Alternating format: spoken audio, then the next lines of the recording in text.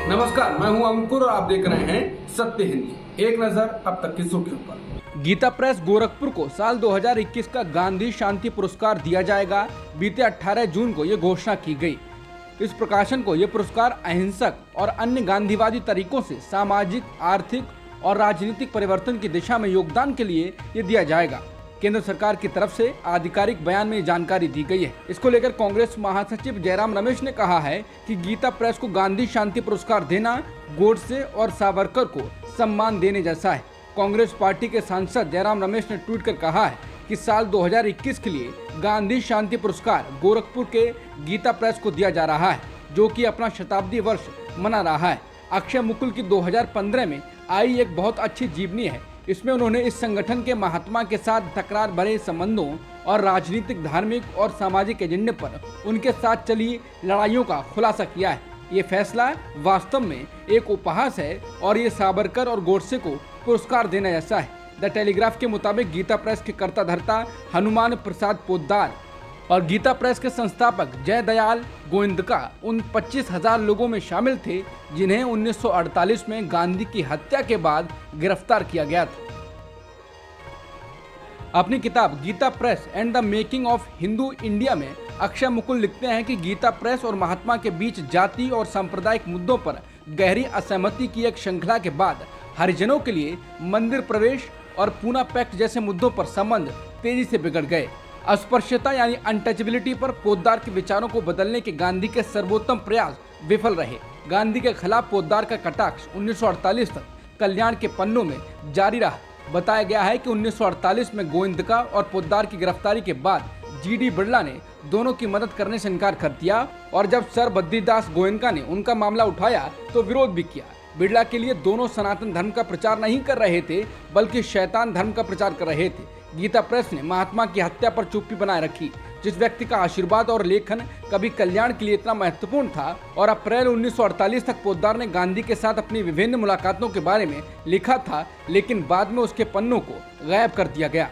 अक्षय मुकुल की किताब कहती है कि गीता प्रेस ने न केवल हिंदू एकजुटता, पवित्र आत्म पहचान और आदर्श सांस्कृतिक मूल्यों की घोषणा करने के लोकप्रिय प्रयासों में एक महत्वपूर्ण भूमिका निभाई है, बल्कि हिंदू राष्ट्रवाद के रंगमंच में एक खिलाड़ी के रूप में भी 1923 के बाद से हर महत्वपूर्ण मोड़ पर आरएसएस, हिंदू महासभा, जनसंघ और भाजपा के बहुसंख्यक आख्यान के साथ कंधे से कंधा मिलाकर खड़े रहे हैं। गीता प्रेस को लेकर बीजेपी नेता मुख्तार अब्बास नकवी ने कांग्रेस पार्टी पर पलटवार किया है। समाचार एजेंसी पीटीआई से बात करते हुए उन्होंने कहा, कांग्रेस पार्टी की सबसे बड़ी दिक्कत यह है कि वो परिवार के घोंसले और पप्पू के चोचले से बाहर नहीं निकल पा रही है। उन्हें लगता है कि सारे नोबेल पुरस्कार, सारे सम्मान वो सिर्फ एक ही परिवार के घोंसले में सीमित रहने चाहिए। गीता प्रेस ने देश के संस्कार, संस्कृति और देश की समावेशी सोच को सुरक्षित रखा है। मणिपुर में हिंसक हालात को लेकर सरकार में बीजेपी के सहयोगी एनपीपी ने कहा है कि अगर सरकार अपने लोगों की सुरक्षा करने योग्य नहीं है तो सरकार विफल हो गई है और उनको बने रहने का कोई अर्थ नहीं है। एनपीपी राष्ट्रीय उपाध्यक्ष वाई जॉय कुमार सिंह ने इंडियन एक्सप्रेस को एक इंटरव्यू में कहा है कि जब तक हम भी सरकार में हैं, हमारी भी जिम्मेदारी है और मूक दर्शक नहीं बन सकते हैं। अभी देखो, मंत्रियों के घर जलाए जा रहे हैं, ऑफिसों को तोड़ा जा रहा है, अब आगे क्या होगा। उन्होंने कहा कि अगर कोई सुधार नहीं दिखेगा तो हमें सरकार के साथ अपने समीकरण पर पुनर्विचार और समीक्षा करने के लिए मजबूर होना होगा। उन्होंने कहा, ये सरकार गिराने के लिए मकसद नहीं है, बल्कि उनकी सरकार बनी रह सकती है, लेकिन हम शांत नहीं रह सकते हैं और ऐसा होते हुए हम देख नहीं सकते हैं। मणिपुर हिंसा को लेकर एनपीपी राष्ट्रीय उपाध्यक्ष जॉय कुमार सिंह ने कहा कि अमित शाह के दौरे के बाद हालात बद से बदतर हुए हैं। उन्होंने कहा कि मणिपुर में हिंसा के लिए 1.5 महीने से अधिक समय हो गया है। उन्होंने कहा कि मणिपुर ने बहुत हिंसा पहले भी देखी है, लेकिन उसको हमने संभाल लिया था, लेकिन इस बार इसको सही से संभाला नहीं गया है। उन्होंने कहा कि की गई कार्रवाई प्रतिक्रियाशील थी, न कि सक्रिय थी। कांग्रेस नेता जयराम रमेश ने एक वीडियो ट्वीट किया है जिसमें पीएम मोदी ये कह रहे हैं कि ना वहां कोई हमारी सीमा में घुसा है और ना ही कोई घुसा हुआ है और ना ही कोई हमारी पोस्ट किसी दूसरे के कब्जे में है। इसी को लेकर उन्होंने ट्वीट कर कहा है कि आज ही के दिन 3 साल पहले प्रधानमंत्री ने चीन को एक क्लीन चिट दी थी। उन्होंने तब जो कहा था उसे सुनिए। उनकी क्लीन चिट ने भारत को गंभीर नुकसान पहुंचाया है और आगे भी नुकसान पहुंचाता रहेगा। क्लीन चिट देने के बाद से संसद और बाहर दोनों ही जगहों पर पीएम की लगातार चुप्पी ने बातचीत में भारत की स्थिति को कमजोर किया है। जम्मू और कश्मीर में सोमवार को एक निर्वाचित सरकार के बिना 5 साल पूरे कर लिए गए हैं। इस बीच केंद्र शासित प्रदेश में लोकतंत्र की बहाली में देरी को लेकर मुख्यधारा की नेशनल कॉन्फ्रेंस और पीपुल्स डेमोक्रेटिक पार्टी की ओर से तीखा हमला किया गया है। नेशनल कॉन्फ्रेंस के नेता उमर अब्दुल्ला ने तंज भरे अंदाज में कहा है, लोकतंत्र वहां खत्म हो जाता है जहां से जम्मू कश्मीर शुरू होता है। उमर अब्दुल्ला ने ट्विटर पर लिखा है, लोकतंत्र हमारी शिराओं में है, ये हमारी संस्कृति का हिस्सा है। भारत लोकतंत्र का मंदिर है।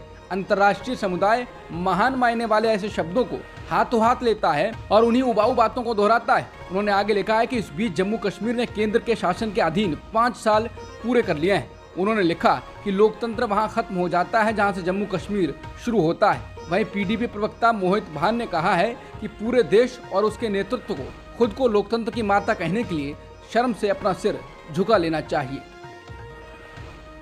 समाजवादी पार्टी के राष्ट्रीय महासचिव स्वामी प्रसाद मौर्य ने फिल्म आदिपुरुष के मेकर्स पर महापुरुषों को अपमानित करने का आरोप लगाया है। उन्होंने ट्वीट कर कहा कि फिल्म में मनोज मुंतशिर और ओम राउत ने मर्यादा पुरुषोत्तम राम, विद्वान रावण, आज्ञाकारी भाई लक्ष्मण और सेवक हनुमान से गुंडे, मवाली और टप्पुरियों की भाषा बुलवाकर महापुरुषों की मर्यादा गिराई है। मौर्य ने पूछा, क्या इससे हिंदू धर्म के ठेकेदारों व सनातन धर्म का अपमान नहीं हुआ है? अगर हुआ तो आतंकवादी भाषा बोलने वाले साधु संत और धर्म के ठेकेदार किस चूहे के बिल में घुस गए? उन्होंने कहा कि मानस की कुछ चौपाइयों के अंश को संशोधित और प्रतिबंधित करने की जब उन्होंने मांग की थी तो उन्हें लोगों ने जान से मारने की धमकी दी थी, लेकिन आज वही लोग चुपचाप बैठे हैं। बता दें, फिल्म विवादों में घिरी हुई है। हालांकि रविवार को फिल्म आदिपुरुष में डायलॉग लिखने वाले मनोज मुंतशिर ने घोषणा की कि लोगों की नाराजगी को देखते हुए फिल्म के डायलॉग बदले जाएंगे, लेकिन विवाद खत्म नहीं हो रहा है। 23 जून को बिहार की राजधानी पटना में होने वाली विपक्ष की बैठक को लेकर महाराष्ट्र के डिप्टी सीएम देवेंद्र फडणवीस ने कहा है कि मोदी को हराने के लिए पटना में विपक्ष के नेता जुट रहे हैं। 2019 में भी सभी दल एक साथ आए थे, क्या हुआ? सभी ने देखा इस बार तस्वीर में उद्धव ठाकरे का नया चेहरा होगा। फडणवीस ने कहा, जंगल में कितने भी जानवर एकजुट हो जाएं, राजा शेर ही होगा। उन्होंने कहा कि प्रधानमंत्री मोदी राजा साबित होंगे और उन्हें कोई भी चुनौती नहीं दे पाएगा। उन्होंने विपक्ष से कहा कि वो अपने नेता की चुनाव से पहले घोषणा करें। बीजेपी नेता रविशंकर प्रसाद ने विपक्षी एकता को लेकर निशाना साधा है। उन्होंने पूछा कि विपक्ष की ओर से प्रधानमंत्री पद का उम्मीदवार कौन होगा। रविशंकर प्रसाद ने कहा, कौन होगा प्रधानमंत्री? ममता तो कह रही हैं कि कांग्रेस पार्टी सीपीएम से दोस्ती करेगी तो मैं नहीं आऊंगी, मैं विरोध करूंगी। आप देख रहे हैं कि आपस में खटपट है। उन्होंने कहा कि कुर्सी के लिए स्वार्थी लोगों का एक गठबंधन है, जिसकी एकमात्र ये कोशिश है कि मोदी जी के खिलाफ अकेले कुछ नहीं कर सकते तो साथ में भी वही आएगा। उन्होंने कहा कि अब देवगौड़ा, गुजराल, वीपी सिंह से देश बहुत आगे निकल चुका है। हिंदुस्तान स्थायी सरकार चाहता है, आपस में लड़ने वालों का रगड़ा नहीं चाहता है। वहीं टीएमसी ने कहा कि रविशंकर प्रसाद जो कहते हैं उसकी कोई अहमियत नहीं है, खुद उनकी पार्टी उन्हें मंत्रिमंडल से बाहर कर चुकी है। पंजाब में गुरबाणी का प्रसारण मुफ्त किए जाने के फैसले पर राजनीति गर्मा उठी है। इस राजनीति को आप ऐसे समझ सकते हैं, दरअसल गुरबाणी प्रसारण का अधिकार श्रोमणी गुरुद्वारा प्रबंधक कमेटी के पास है। एसजीपीसी ने गुरबाणी प्रसारण का अधिकार पीटीसी नेटवर्क चैनलों को दे रखा है। पीटीसी नेटवर्क चैनलों का मालिक बादल परिवार है। पंजाब सरकार के इस फैसले से किसी भी चैनल को गुरबाणी प्रसारण का अधिकार मिल जाएगा। मुख्यमंत्री भगवंत सिंह मान कैबिनेट कल मंगलवार को एक फैसले को औपचारिक रूप देगी कि अमृतसर में हरमिंदर साहिब से गुरबाणी का प्रसारण मुफ्त किया जाए। गुरबाणी पर सबका अधिकार और ये मुफ्त होना चाहिए। मुख्यमंत्री मान ने आज सोमवार ट्वीट कर ये घोषणा की है। वहीं आज मुख्यमंत्री मान ने पहले गुरबाणी के प्रसारण को मुफ्त करने का प्रस्ताव दिया था तो एसजीपीसी, बादल और अकाली दल ने इसका जमकर विरोध किया। एसजीपीसी प्रमुख हरजिंदर सिंह धामी ने एक बयान में कहा है कि मुख्यमंत्री भगवंत सिंह मान जी को सिखों के धार्मिक मामलों को भ्रमित करने की कोशिश नहीं करनी चाहिए। देश को अपने राजनीतिक हितों के लिए भ्रमित ना करें। गुरबाणी का प्रसारण सामान्य प्रसारण नहीं है, इसकी पवित्रता और नैतिकता की उपेक्षा नहीं की जानी चाहिए। बादल परिवार के नेतृत्व वाले अकाली दल के दलजीत सिंह चीमा ने इस कदम को असंवैधानिक और सिख समुदाय की धार्मिक गतिविधियों में सीधा हस्तक्षेप कहा है। वहीं भाजपा और कांग्रेस भी इसका जमकर विरोध कर रहे हैं। उनका तर्क है कि सिख गुरुद्वारा अधिनियम 1925 संसद द्वारा बनाया गया कानून है, जिसे राज्य सरकार बदल नहीं सकती है। कांग्रेस के सुखपाल सिंह खैरा ने सवाल किया कि पंजाब सरकार एक केंद्रीय अधिनियम में कैसे बदलाव कर सकती है।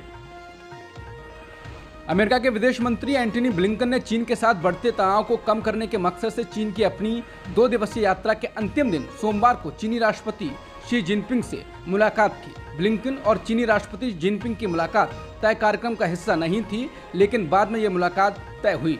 बता दें, अमेरिका के राष्ट्रपति जो बाइडेन के पदभार ग्रहण करने के बाद से ब्लिंकन चीन की यात्रा करने वाले सर्वोच्च स्तर के पहले अमेरिकी अधिकारी हैं। वो पिछले 5 वर्ष में बीजिंग की यात्रा करने वाले पहले अमेरिकी विदेश मंत्री हैं।